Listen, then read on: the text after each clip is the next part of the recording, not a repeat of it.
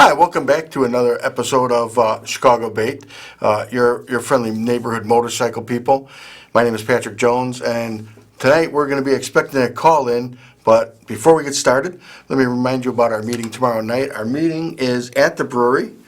It's going to be at 7:30. Come on out.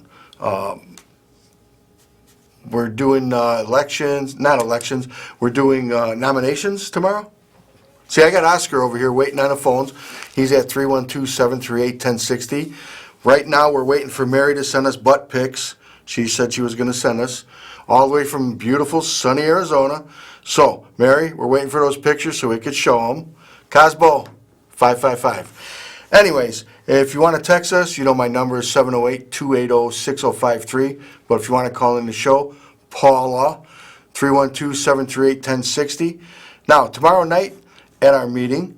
It's not going to be a long meeting. We're going to be just wrapping some stuff up, getting ready for the holidays. Usually the November and December meeting goes kind of quick. So come on out, have a beer with us. Oscar says he's buying the first 5 beers. First five people that walk in the door, he's buying beer for. So make sure you come out to that. Again, tomorrow night at the brewery, 7:30, 3848 North Harlem Avenue. That's Harlem and almost Irving. 2 blocks short. So we do have some other stuff coming up that we're going to talk about, especially this here. This is one of the most important things we're going to talk about this week. Next week, for the next 2 weeks, the 42nd annual Toys for Tots Parade. Sunday, December 1st. There's actually a date on here instead of first Sunday in December. So that's kind of cool. That's going back to the old school posters that we were talking about a couple weeks ago. If you come to my garage, you can see them where there's actual dates on all the posters and some of those longboard posters. So make sure you're ready. Make sure your bike's ready. Check your oil. Check your brakes. Check your battery. Check your tires. Make sure you got proper air. Make sure there's no dry rot on your tires. You don't want to be going down. Make sure you don't have tires like Jimbo where they're slicks, and you're skidding all over the road. Sorry, Jimbo. If you're going to be an example, be a bad example, Jimbo. That's what I always say. And Jimbo, you are one of my best bad examples. By the way, new backdrop tonight. You got to love it. Check that out. Isn't that beautiful? Thank you, Omari. Omari is one of the guys down here at CAN TV that we can't live without. We can't even do a show without him. And I want to thank him and all the staff down here because CAN TV, this is a nonprofit organization, and just like we are, we're non-for-profit, not-for-profit, however you want to say it. And these guys, they bust their ass to make sure that we've got everything going right. So, one more time, Toys for Tots, and we do have a caller. So put that caller through. Roll that beautiful bean footage. Go ahead, caller. Hey, PJ, it's Ski. How you doing? Ski, just back from beautiful sunny Vegas. Yeah, it was 78 and sunny when I walked on the airplane, and then Monday, the very next day, it was below freezing and snow down here in Springfield. Is it wrong? It was a little bit of a shock. I forgot about how bad our winters get around here for a brief, glorious few days out there in Vegas. So, what have you got to report for us tonight, Ski? Oh, where do we want to start? Up there in Chicago, real quick, for your sport bike people, those that may have been riding in larger groups up and down Lakeshore Drive should know you're being targeted. City of Chicago is taking some serious issue with the sport bike guys, and they're trying to portray them as essentially hell on wheels. With some bad media stories and whatnot, and they're aiming to do some things. And PJ, I think you're doing some work for us on behalf of the motorcyclists, trying to prevent some profiling, right? Trying to do it, yes. Good. We appreciate it, but I think that people should know that, hey, you may not be a part of what we've been doing with A.B.A.T.E, but you are definitely being targeted. Oh, yeah, I know. I see them too, Ski. So it's not only on Lakeshore Drive, it's Michigan Avenue, even State Street. They're acting like idiots down here on them sport bikes and can't control them. And half of them probably don't even have licenses. Well, the ones that are acting like idiots are going to end up ruining it for the ones that don't. And we need to work together to find a way to not have issues pop up with law enforcement that could affect all motorcyclists. So that's definitely a concern up there. Yes, I know. Yep. But anyway, so back to Las Vegas. I was out there at a autonomous vehicles conference. These are driverless cars. It was a 2-day conference put on by a company called Nordtree, but it was a Ski lot of driverless cars and manufacturers. trucks? Driverless cars, semis. Thank you. Yeah, so we were talking about both out there. We talk about everything from software to hardware to technical challenges, how things have been going, all sorts of stuff. But we were out there on behalf of A.B.A.T.E because nobody is talking about motorcycles. Last year at this conference when we went, I sat through 2 days of presentations and nobody said the word motorcycle even once. Had a guy talk about how he was looking out for pedestrians, bicyclists, and even horseback riders. When I asked him about motorcycles, he said, well, we mainly test in the city. I said, what a coincidence. I ride my motorcycle in the city. Kid you not, that was, I believe it was Nissan last year out in D.C. at this conference. But because we said that last year, we were offered a spot to speak at this year's conference. So on the afternoon of the first day, I spoke about motorcyclist concerns with driverless vehicles. And it resulted in several really good leads and conversations that are going on actually as of this week. But one thing that's really important here, something that I hear a lot from people in Illinois is we don't need to worry about this technology. It's not even on the road yet. I had a driverless car leading me to the airport in Las Vegas on the way home. Really? They have been in California for 6 years. They've been testing in Nevada now for 3 years. They are on the roadway. They are even testing here in Illinois, particularly around the Peoria area. This is a technology that is coming. It is something that we will have to deal with. A lot of very rich people see a way to replace their workforce and make even more money for themselves. So let me So ask you it's this. If Yeah. they've been doing it in California for the last 6 years, do they have any statistics regarding motorcycles? They don't have, Because that's a year-round state for motorcycling. yeah, it is. There have been some collisions with motorcycles, but there isn't anything definitive that shows how well they detect against motorcycles. It's just random occurrences. The only study that has been done that shows how well an autonomous vehicle sees a motorcycle showed some spectacular failures, and this was done in 2017 by a company called Dynamic Research over in Europe. And they found that basically when a 800cc motorcycle was stopped in front of these vehicles, only one vehicle saw that motorcycle 100% of the time. Wow. Yeah, and it gets worse than that. So after my presentation on Thursday, one of the guys involved in radar technology had a discussion with me Friday at lunch, and he said the motorcycle problem is a huge problem for them, and particularly what companies consider to be the motorcycle problem is this. If you are stopped behind a semi or a large truck, the autonomous vehicle does not see you. It only sees the large truck, and it calculates its stopping distance as the distance to that truck. So you're because of the way crunched. radar signature works. Yeah, you're a crunch. You're going to end up crunched, basically. Yeah. So it was really eye-opening. I had the head of Trans come and talk with me after presenting. Had a gentleman by the name of Bastien Beauchamp, who is originally from Canada but lives out in California now. Eh? He has developed a smartphone app that is for pedestrians to use that allows the phone to talk to the cars and let them know, hey, there's a pedestrian here. And he was inspired by the Uber accident that happened in March of 2018 in Arizona, which, by the way, the NTSB held a hearing on today. Okay. And? No results from the hearing. Nothing's been posted yet. But last week, or 2 weeks ago, Uber was forced to admit that their software did not even contemplate the possibility of a jaywalker, and that's why this lady lost her life. And there was somebody in the Uber vehicle that was supposedly autonomous, correct?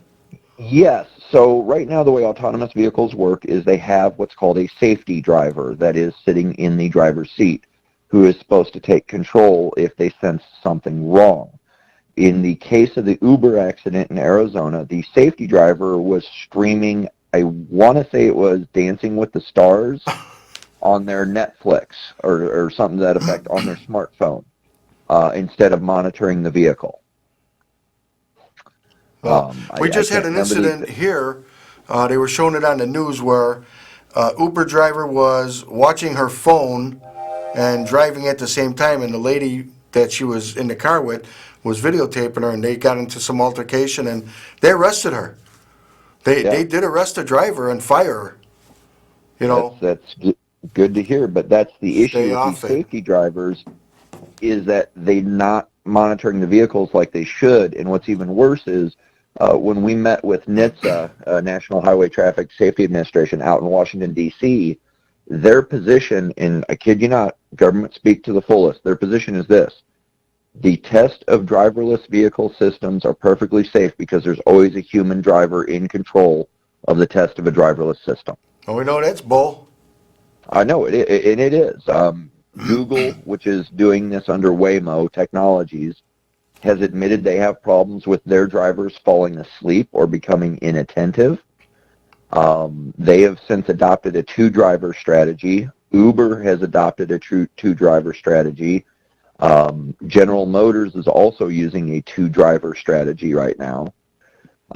But these things come out, and it's like, wait a minute, we've got a problem here. And unfortunately, nobody is stepping up at the federal level to pass reasonable rules for testing these vehicles. It's just basically the wild, wild west. So you mentioned General Motors.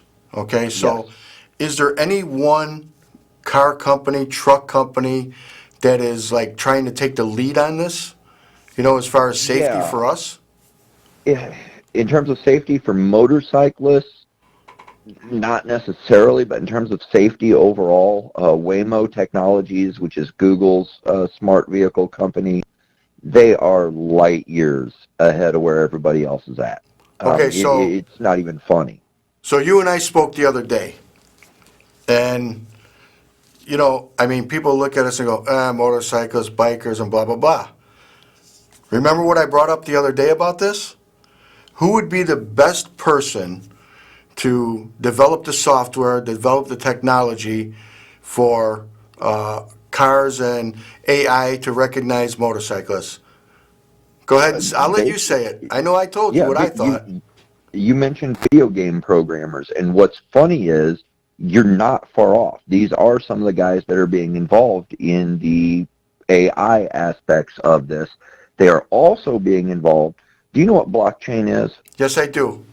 Okay, so Yes, I do. blockchain, for those that don't know, is this protocol for stuff like Bitcoin and that. Correct. They're looking at using blockchain for the communications protocol between these vehicles to keep it secure. So what's really cool about that is they are working on ways for vehicles to talk to each other. Several vehicles on the roadway right now have a radio in them called DSRC. And that is a technology that could be retrofitted to motorcycles fairly easily. Right, and So we you would talked have about it. Go ahead and talk about the yeah. size and everything. So DSRC Location. can be smaller. It can be about the size right now of about 2 fists, give or take. But give it another year or so, they can probably have it down to about the size of a fist. And you could mount that underneath your seat. You could mount that forward of your fender. You could connect it into your 12-volt system, and we might have something that would work.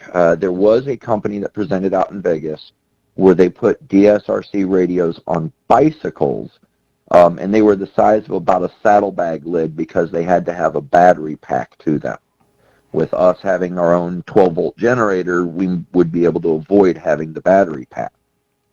Now, are we going to And be the other, getting any cancer radiation under the seat? You know what I mean? no, DSRC isn't too bad in terms of radio waves coming out of it. What is bad is the alternative technology, which is 5G point-to-point.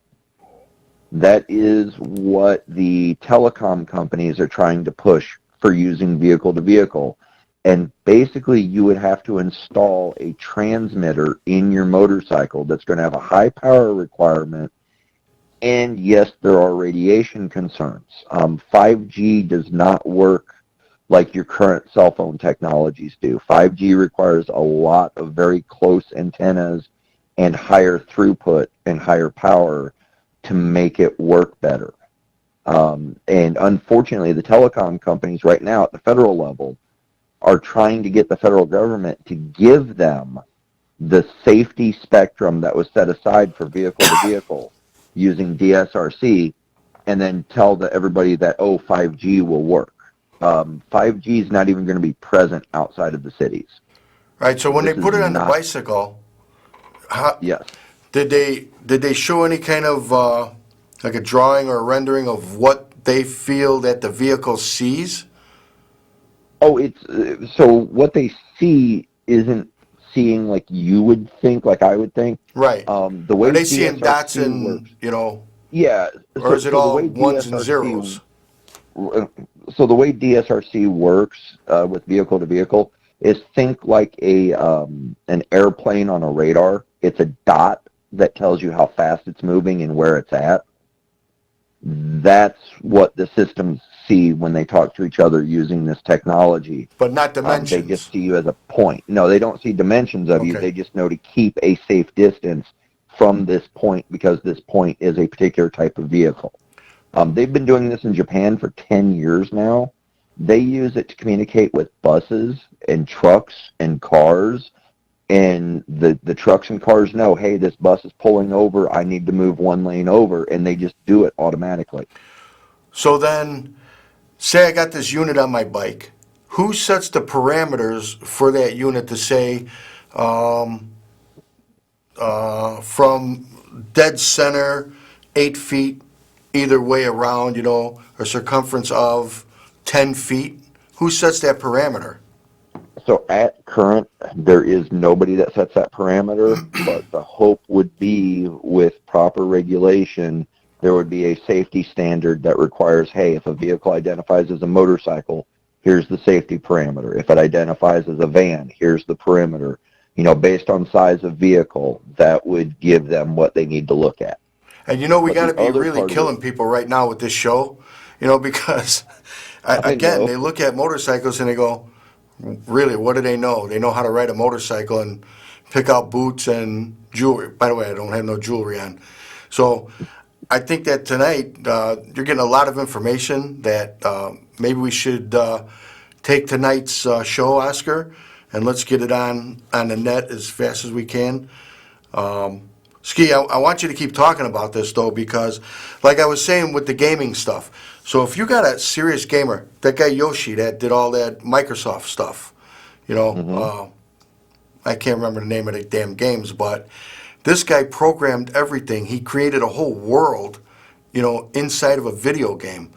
And before I left the house, I was watching my grandson play some video games, and they're so advanced it's ridiculous. And if you could do that just for kids to play with stuff, imagine what they can do real life application in the real world, for Absolutely. for the There's a roads. So there's a company called Drive.ai. They were at last year's conference. And they have a very unique way of testing an autonomous system. They do it all virtually. They do it in cyberspace. They've created two different artificial intelligences. One AI is the driver, so it behaves as if the car would behave under an autonomous driver. The other AI is like a dungeon master in Dungeons and Dragons. It sets a world and it changes parameters every few seconds. And then if the driver AI fails, the other AI renders the environment into an animation and sends it off to the engineers to say, hey, your thing failed at this point. Here's what caused it to fail. You need to fix this. Wow. See, that's Yeah, pretty cool right there. and what's really cool about this is that nobody's life is getting risked because they're not doing it on public roadways.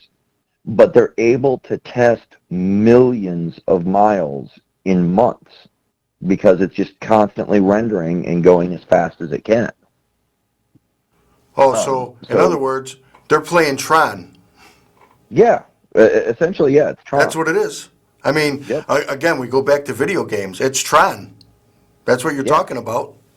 Yeah, essentially that's what it is, and it's really cool. I thought it was a really innovative approach to testing, and I wish more companies were headed that way. Unfortunately, when you say, "Oh, I'm testing in cyberspace," stockholders don't like that. But if you can point to a real car driving on the roadway, Right. hey, your stock price increases, and now you've got more money to play with. So is Ford or GM or Porsche or anybody trying to take the lead on this? You know, are any of them more Everybody is advanced than the others? everybody is fighting one another to show that they're the most advanced, but based on statistics alone, Waymo Technologies, which is Google, is just light years, like I said, light years above everybody else. And what they are using is they're using a retrofitted Chrysler Pacifica. Okay, that's what I was Um, getting at. What is Google yeah, using? Google is using a Chrysler Pacifica that they retrofit with their own software, their own sensors, the whole nine, and they're doing pretty well. Their statistics are getting better and better exponentially every 3 to 4 months.